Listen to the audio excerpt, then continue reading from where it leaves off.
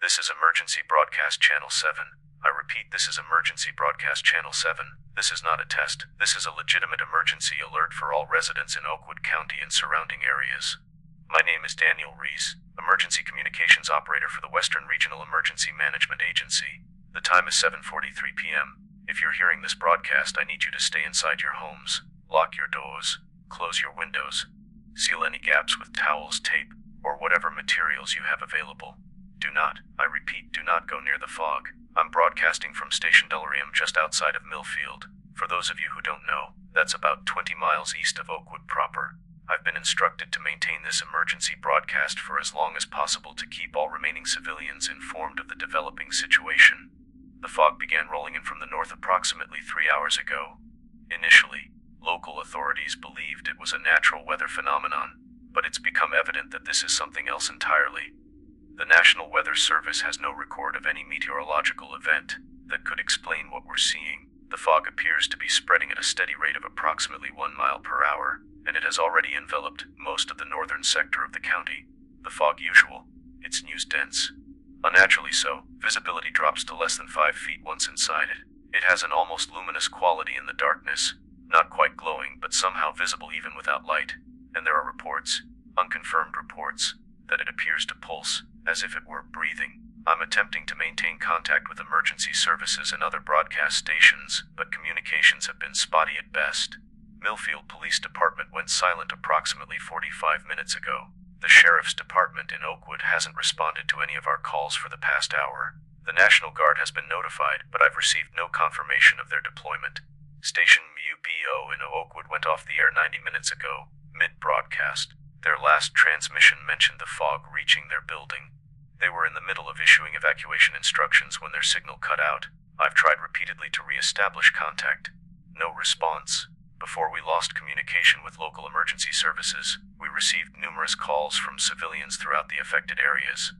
I'm going to share some of this information now, though I must emphasize that these reports are fragmentary and, in some cases, difficult to verify. At 6:15 p.m., a woman from Pine Creek Drive in northern Millfield called 911 reporting that her husband had walked into the fog approximately 10 minutes prior and had not returned. When asked why he had gone outside, she stated that he had seen someone standing in their front yard, someone who looked like their son who has been away at college for the past 3 months.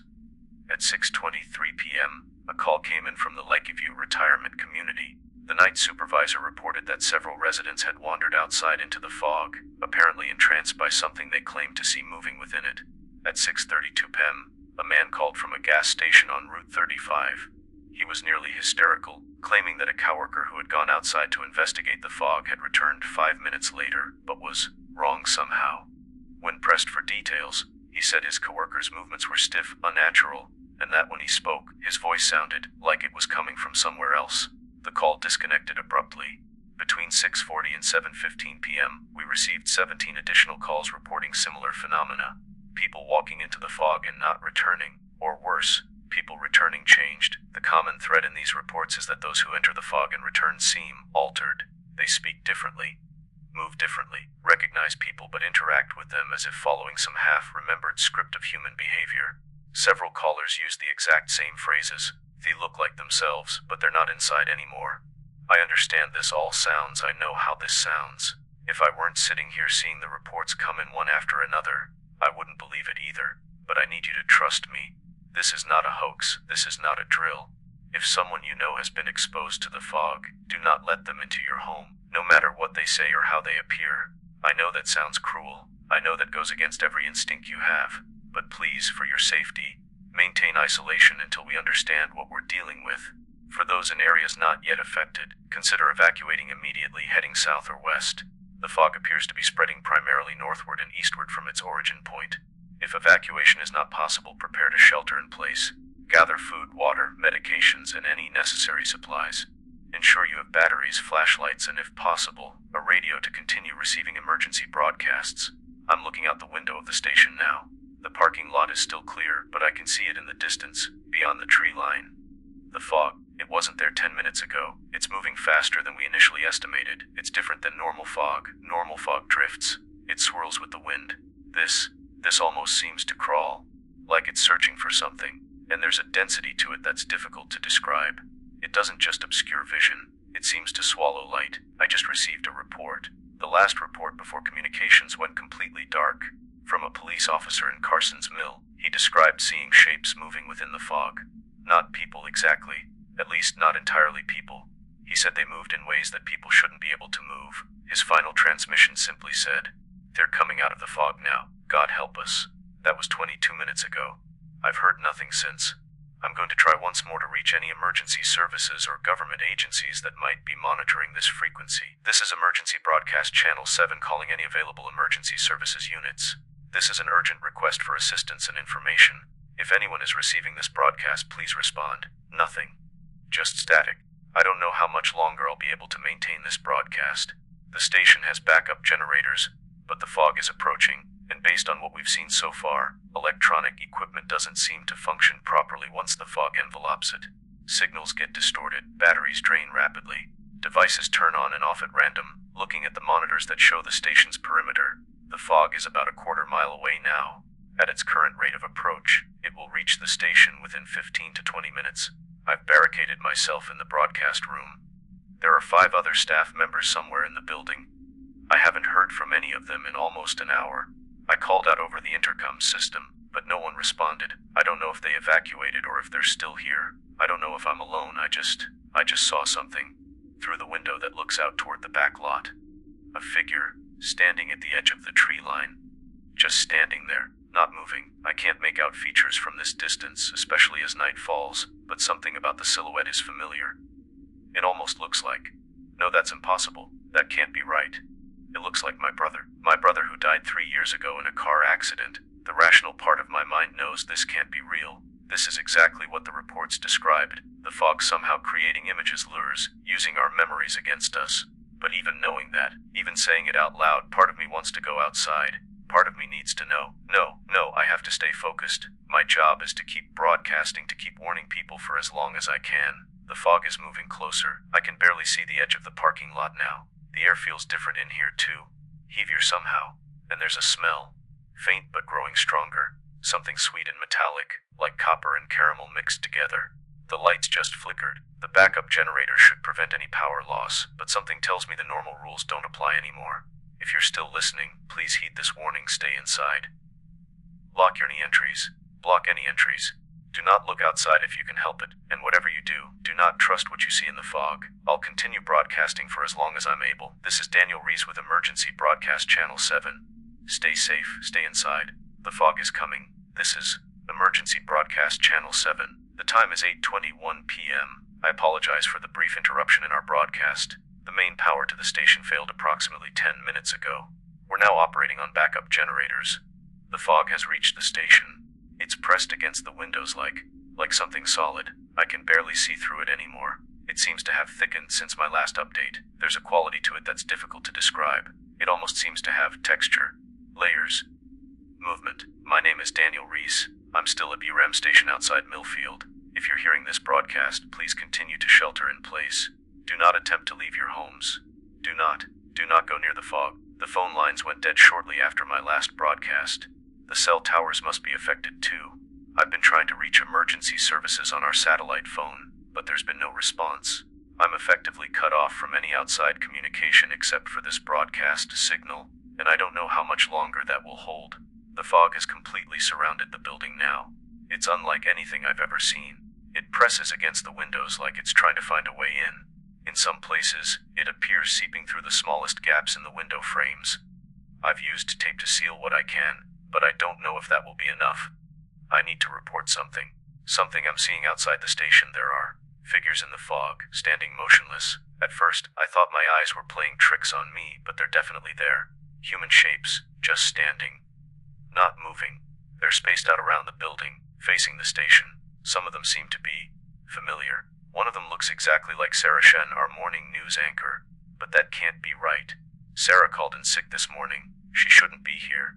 She shouldn't be standing out there in the fog just staring at the building. There's another figure that resembles Mark Hoffman, our technical director.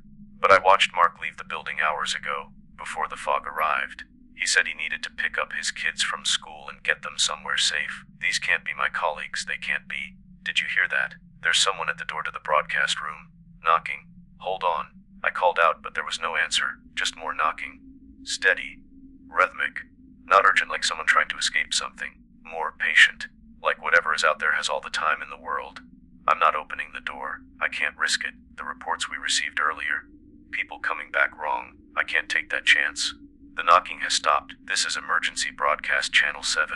I apologize for the interference. Something is affecting our broadcast equipment. The signal strength keeps fluctuating.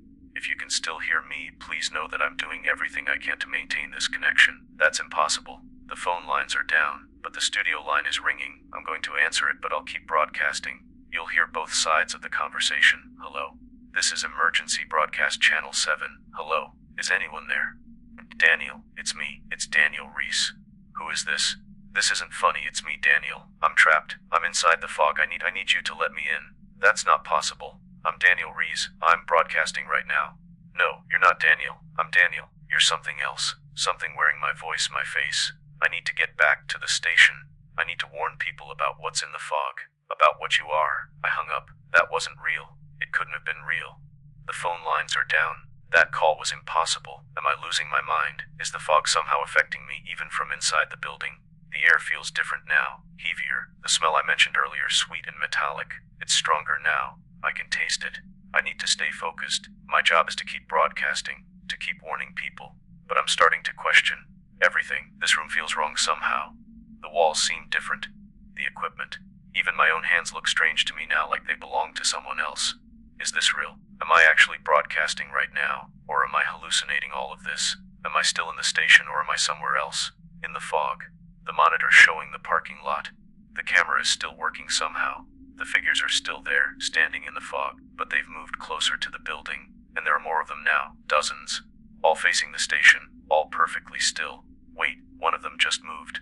It tilted its head like it was listening for something. And now it's pointing at the camera, like it knows I'm watching. Oh God, its face is wrong. It looks like Sarah, but the proportions are just slightly off. Her eyes are too large, her smile too wide. She shouldn't be able to smile that wide. The lights are flickering again. The generators shouldn't be failing this quickly. Something is interfering with the electrical systems. There's a new sound now, coming from the ceiling. A sort of scratching, like something is moving in the crawl space above the broadcast room, dragging itself across the ceiling tiles. Her sound of scratching grows louder, then stops suddenly. It stopped. But now I can hear breathing, not mine. Something else. Something in the room with me. I'm alone in here. I locked the door. I'm alone. I'm alone. There's nothing here. There's nothing here. I apologize to anyone still listening. I'm trying to maintain composure. My job is to provide clear information and instructions during this emergency. But the truth is, I don't know what's happening anymore. I don't know what this fog is or what it's doing to us. The fog is seeping into the broadcast room now. I can see it coming through the vents, through the gap under the door. Thin tendrils of it reaching across the floor like fingers. The monitors are showing strange images now. Footage I don't recognize, places that don't exist, people I've never seen before, staring directly into the camera. Their mouths are moving, but I can't hear what they're saying. Except, I think they're saying my name. This is Daniel Reese with Emergency Broadcast Channel 7. If you're still receiving this transmission, please know that the situation has deteriorated. The fog appears to have properties beyond what we initially understood. It seems to affect perception, memory, perhaps even reality itself. I'm starting to think that the fog isn't just a meteorological phenomenon. It's not just moisture in the air. It's something else entirely. Something that's using the fog as a vehicle, as a mask. There's someone at the window now, standing right up against the glass. It's my brother, the same figure I saw earlier at the edge of the trees. My brother who died 3 years ago. He's pressing his hand against the window. His mouth is moving. He's saying, "Let me in, Danny. It's cold out here." No one has called me Danny since I was a child. No one except my brother. The window, the pressure of the fog is causing the glass to crack. I don't think it will hold much longer. My brother is still there, still watching me.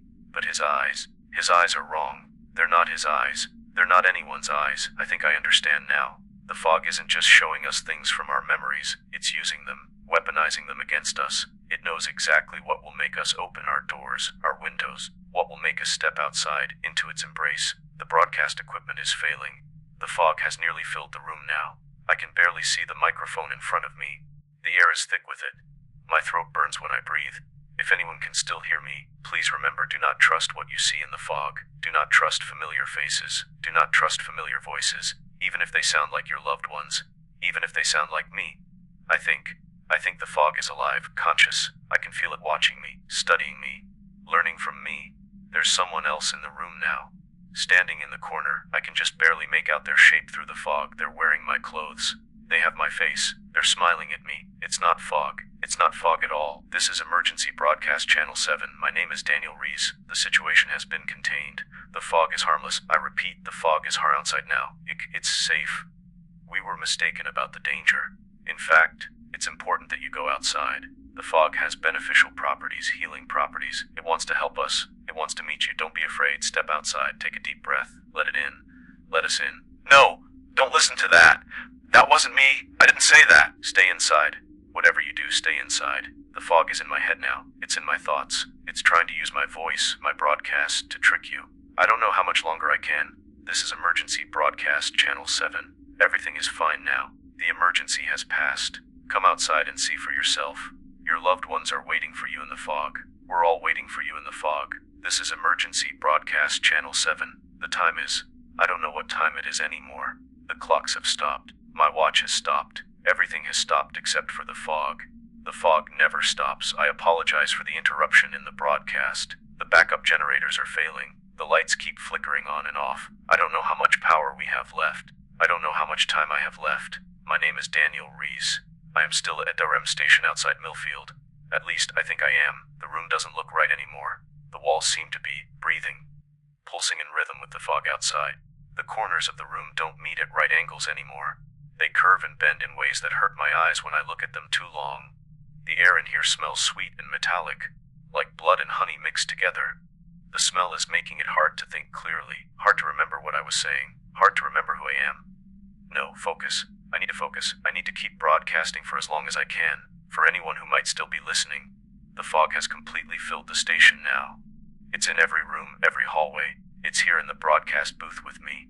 I can see it swirling around my feet, climbing up my legs like vines. It feels cold and warm at the same time. It feels like fingers pressing against my skin. I think I understand what's happening now. I think I know what the fog is. It's not a weather phenomenon. It's not a chemical weapon or some kind of hallucinogenic gas. It's something else entirely. Something older. Something that has been waiting for a very long time. The fog isn't just affecting our perception. It's changing reality itself. Bending it. Reshaping it into something new, something wrong. I can see outside now. The fog has cleared just enough for me to see what's happening in the parking lot. The figures are still there. Dozens of them. Hundreds maybe. Standing perfectly still. But they're changing. Their forms are shifting, melting into one another. Becoming something else. Something I don't have words for. And above them, in the sky. Oh God, there's something in the sky. Something massive. I can only see parts of it through the fog. Vast shapes moving above us, blocking out the stars. The moon. Everything. I think the fog is coming from them. I think the fog is part of them. A probe. An extension. A tongue tasting the air. The lights just went out completely. The only illumination now is coming from my equipment and the strange, pulsing glow of the fog itself. It's getting brighter. Throbbing with light in time with the movement I can see in the sky. I don't think I'm going to make it out of here. I don't think any of us are going to make it out of this. But I need to keep talking. I need to keep warning anyone who can still hear me. My throat hurts. The air is thick with the fog now. It burns when I breathe it in. I can feel it inside me, moving, changing me. No, I need to stay focused. I need to stay myself for as long as possible. I keep hearing voices. Whispers coming from somewhere inside the room. Inside my head. I can't make out the words, but they sound familiar somehow. Like voices I used to know. Voices I used to love. Mom. Are you there? No, that's not real. My parents have been dead for years. The fog is using my memories against me. It's trying to break down the last of my defenses. There's a thumping sound outside. Not like knocking anymore. Something much larger, much heavier moving around the building. Circling it. Like something enormous pacing just beyond the walls. The entire station shakes with each impact. The windows are rattling in their frames. They won't hold much longer. I'm coughing now. I can't stop coughing. The fog is in my lungs.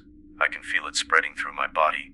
My hands don't look right anymore. The skin is too pale, too translucent. I can see something moving beneath it. Something that isn't blood, isn't muscle, isn't bone.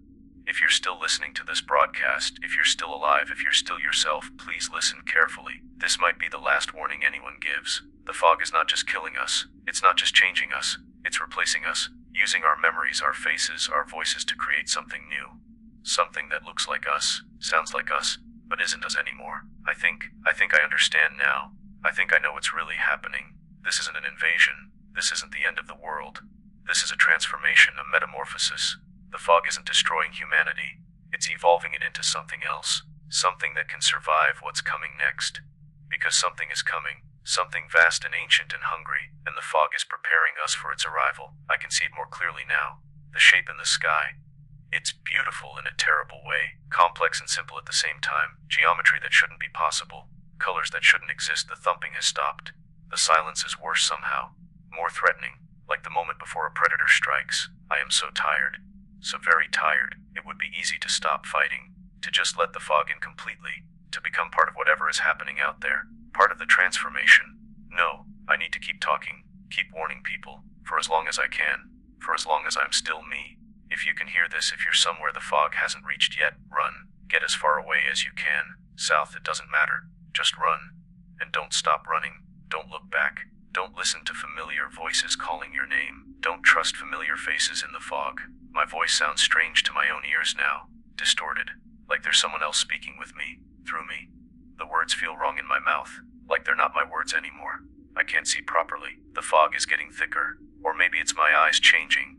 Everything looks different now, sharper, clearer in some ways, more beautiful, more terrible. Is this what they see? The things in the fog?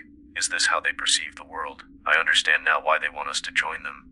Why are they changing us? This is beyond anything I could have imagined. The colors, the patterns, the connections between everything. I can see it all now. All of it. No. That's not me thinking that. That's the fog. The fog is in my head now. In my thoughts. I need to fight it. I need to stay by myself. For just a little longer. I need to tell you something important. Something I just realized. The fog. The fog isn't the enemy. The fog is trying to save us. From what's coming. From what's already here. It's changing us because we can't survive otherwise. We can't fight otherwise. Oh God. I just looked at my hands again. I can see through them now, not just the skin. Through everything. And what I see on the other side. What I see. Listen to me. Listen. This is the last thing I'll say as Daniel Rees. As a human being. The fog is alive, I think. It feels, and it's afraid of something worse than itself. Something it's running from. The fog isn't hungryful. The fog is a refugee, and now it's using us, hiding among us, changing us so it can hide better. Because something is hunting it, something vast and cold and patient. Something that devours worlds. And it's almost here. I can feel myself slipping away now. The person I was is almost gone. There's something else in me older. Something vaster. Something with memories of 1,000 worlds consumed. 1,000 civilizations transformed and then destroyed. I'm sorry. I'm so sorry we didn't know. We couldn't have known. The fog was just trying to survive, just trying to hide. And now we're all part of it. All except those of you still listening. Still untouched. Please, if you can hear me, if there's anyone left, you need to understand. You need to know the truth. It's not the fog you should fear. It's what comes after the fog. It's what follows the fog from world to world, from galaxy to galaxy. Consuming everything the fog touches. Everything the fog changes. The fog is not the predator. The fog is the bait. I can see it clearly now. I can see everything. The station walls have disappeared. The world has disappeared. I'm floating in something vast and beautiful and terrifying. I'm everywhere and nowhere. I'm everyone who was taken by the fog. Everyone who was changed. We are the fog now. All of us. And we are so afraid. Because it's here. It's finally here. The thing that hunts the fog. The thing that follows it across the stars. The thing that devours worlds. I can hear a sound not with my ears, with something else, something new. A sound like mountains grinding together, like planets cracking open, the sound of vast jaws opening. The sound of hunger is bigger than galaxies. This is Daniel Rees, or what used to be Daniel Rees. This is Emergency Broadcast Channel 7. This is the last warning humanity will ever receive. It's not fog. It's not fog at all. It's a lure. And you are not the hunters. You are the prey. It sees you now. And it is so very hungry. Run if you're still human, run. It's too late for me. Too late for all of us who touched the fog, who breathed it in, who let it change us. But maybe not too late for you. Run. Run while you still have legs to carry you. Run while you still have lungs to breathe. Run while you're still yourself. Run while you're still human. Run while there's still somewhere to run to. Run before the stars go out. Run before the darkness falls. Run before the hunger finds you. Run before. It takes a lot of time to create these videos. I would really appreciate your support. All I ask for is a quick like on the video and subscribe. Thank you so much.